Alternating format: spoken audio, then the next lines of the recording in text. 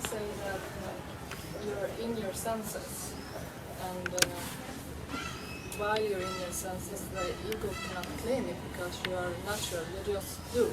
Yeah. You just. Yeah. Is it something like this? Yeah. However, just rephrase it because it's not you in your senses, but however, it is experience just happening. So, yeah. So immediately, but it's not you then going into your sense, like people talk about intuition. It's not you going into intuition or anything like that. It's the end of the one, and then with the end of the one, it's becoming very intimate with what's happening. So the urge comes up. It's very natural, like a kid. It's like going back to being a kid. The urge comes up, and that's what happens. Whereas when you get older, the urge comes up, and then there's a judgment of the urge. Whereas as a kid, there's still not much judgment. So there's just action happening. So in one way, you could say it's going back to, like, stripping away. So yeah, you could say going back to senses, but the ego then can so easily claim back and say, ha, I'm going back to feeling. And then the ego tries to go back to feeling. But it's the end, when the seeking or the ego falls away, yes, there's just immediacy. Is that how you say it? Immediacy of experience. Yeah. It's like when you're in water, for example, or Yeah. when you swim or something. I find it where you are in your senses. Yeah. It's not like likely you're going to think. Yeah. So if somehow, There's the water on the skin. yeah, The like body's this, doing it. And like when this. you're in that, there's no one in there claiming it, saying, I'm doing this. There's just experiencing happening. The sensation of the water. And maybe even thoughts popping up, I swim over there. But it's not living through the mental interpretation of the situation anymore. Just doing. Yeah, being. And there's a sensation of the water, and maybe I enjoy swimming. I like going swimming, particularly underwater, like holding my breath for long periods, and in your hair, and maybe the blurred sight, you open your eyes. So it's becoming so immediate with experiencing, to the point where there's no longer somebody experiencing. It's just happening. I also have another question. Yes? I'm leaving tomorrow, so I go for it. Yeah. So doing like this inquiry, Yeah. I get like totally what Moody calls paranoid. I like start asking myself, who is there? Who is this? And yeah, it doesn't work. So like last night I was doing this, and then I heard something like a bug or something, and then my full attention went to this. Yeah. So I said, this is like what it must be in some way, Yeah. like the full direction on. I was middle of who's there, Yeah. and then some sound came. It's like, And then you were that This- sound. yes. You're so intimate that was hearing, looking, happening without somebody. Because it's funny, in Who Am I? Actually, it wasn't my experience to do too much of Who Am I. However, there was points of it. Because in Who Am I, it's still somebody doing. That's somebody interpreting the experience. But when the bug comes, it's so funny with mosquitoes. And that's all there is mosquito, the sound. There's not even the interpretation of it. There's just sound. There might be the thought mosquito happening, but it's so immediate in the experience, there's no second claiming it. And then this is happening, but you're not killing the mosquito. And afterwards it's like, oh, you're meant to be a vegetarian, what a bad person. Killing the, just in action, and there's no one there killing the mosquito. It's just so immediate without that one that thinks it did. And when you're in Who Am I, there's definitely the one that thinks it does. Who am I? Who am I? But that too is just what's happening. Just in that, there's the seeker appearing to try and seek who am I? And it's seeing that one that's asking is the suffering dynamic. so like the one that's interpreting life as a should or shouldn't, or it's got to be this, I've got to find out who I am. And then experience, and then you fall back into just experiencing. It's happening all the time, just experiencing. It's just the recognition is always on the seeking. The memory is always of the seeking and the drama of the getting or not getting. And then it's forgotten, the just experiencing, the just walking, the bug, or the just looking and there's an ant there. And there's no longer the thought, I'm here watching the bug. It's just watching of the bug happening. Yeah. I also have another question. Yeah? Say something about man and a woman, because I have the feeling woman, she's more like, for me it is more about love, but I get the sense from man's side it is also like it's a different sexual drive. Yeah. Please, if you can say something about that.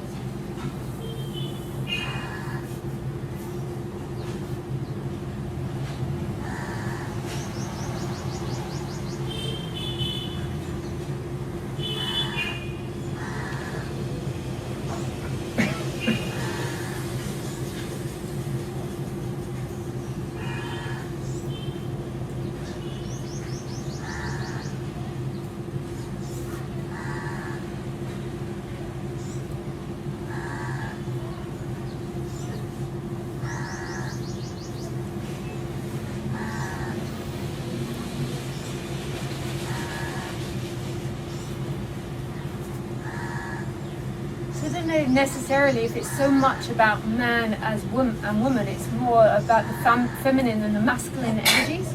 And there can be women that have very strong masculine energies, and there's nothing wrong with either of them. They're as they are too. But my experience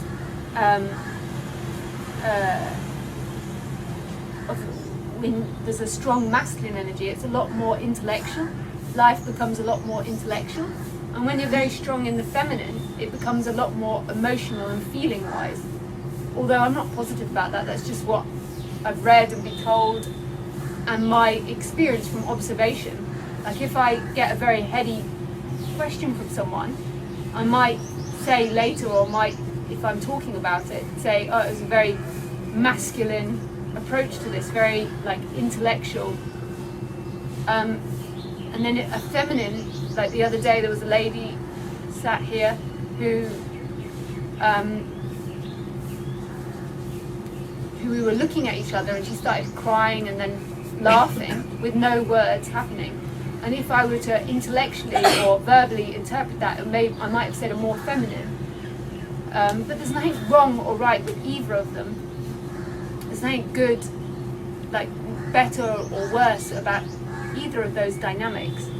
It's only the ego or the second or that will interpret them and say a preference to either of them. Like that will say, because in the relationship it might be wanting a man that's more feeling wise or more in the feeling or more talking about love than talking from a heady position. It's more unlikely for a man to stay in a relationship for a long time because of this sexual drive. Not it hasn't happened personally, but this is like the thought. Because they're like, if it's some beautiful woman pass, they're like totally in the sense that they when a woman maybe can appreciate beauty but don't have the same like I have to have it. And maybe that is the karma of the woman and the men, or maybe that is the story that the man has more distracted with, like has more of an appreciation for women, like for lots of different women than a woman does for men. But it's actually not your suffering that. The mind will say, it's the mind that doesn't want that. I'm not saying then that you're in an open relationship for the rest of your life and accept that men go off and are more like attracted to lots of other women. But the suffering what I'm pointing to is where the suffering comes from, of thinking that they should be a certain way or they should be similar to women. Like it might be the case that, and then particularly if the self falls away, or if they're no longer like living through a should or shouldn't, that they're more attracted to a lot more women, or they go off, or they have more urges. It might be the other way as well. It might be that they then have less urges towards lots of other women. But the suffering dynamic comes from when you want them to be a certain way. I think so, like obviously here in India, because the dress code and like women have to cover up special parts. That's why expression became quite important, because you notice more looks. So then you make shit men really think. Really look at you, like a prize or something. And then I also wonder if you could say something about if you like sexual feelings and attractions for man and woman, like bisexual, or for some people homosexual. What is this? Is it like confusion, or is this like love for all? And one way to express love is sexual. What's happening? I think in duality, in this story, and this is just a personal opinion, like I'm sure other teachers would say lots of other things, one of the most beautiful expressions of oneness is the coming together and making love. Like the most intimate and beautiful way, because when you're completely lost in making love, and if there's still separation there, when there's physical intimacy, often that falls away, and there's just absolute intimacy between two apparent separate selves, but they're not apparent, they're not separate selves. They are always God looking at God. And then it's like God physically making love and being so incredibly intimate with another. And it's a beautiful, and in Tantra they often say it's like the highest form of duality expressing oneness. But that's just an opinion. Like it might be that after liberation comes there's no more sexual energy happening. It might be loads. From my experience of different teachers, I've met a variety. I've met some where loads of sexual energy comes up, and some where it all falls away and there's no sexuality left. But there's no right or wrong way. The suffering comes when there's a belief it should be a certain way. When there's no belief of anything, then any expression can happen. And it's not judged in any particular way. I particularly enjoy being in partnership with. I enjoy seeing and meeting and waking up and Laurent's there, and like there's an intimacy that carries on, appears to carry on through time and space. Like there's not the sense here of running around to lots of different guys. There's an enjoyment of a continuous relationship.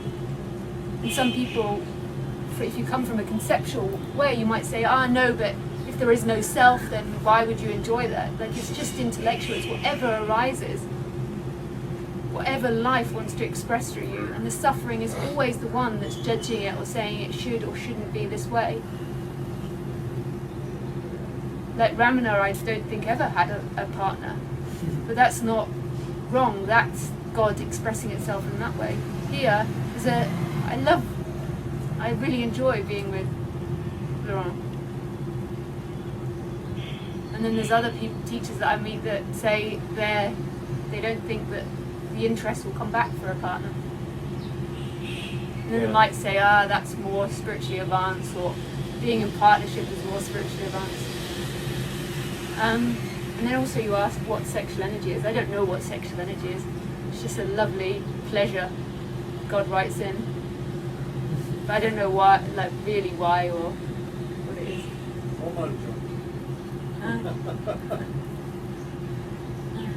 For man and woman for woman, it's the same. Yeah. Because I wonder when you're bisexual, when you are homosexual, if why you have this attraction for the same. Yeah. Yeah. Because like I've heard many different theories on that. Some teachers say it's because of childhood experiences or like it, and then other teachers don't even touch it. Here it's because life wants to express itself that way. Two women being in a relationship and two men being in a relationship. Ramesh, you say it was genetic. Yeah.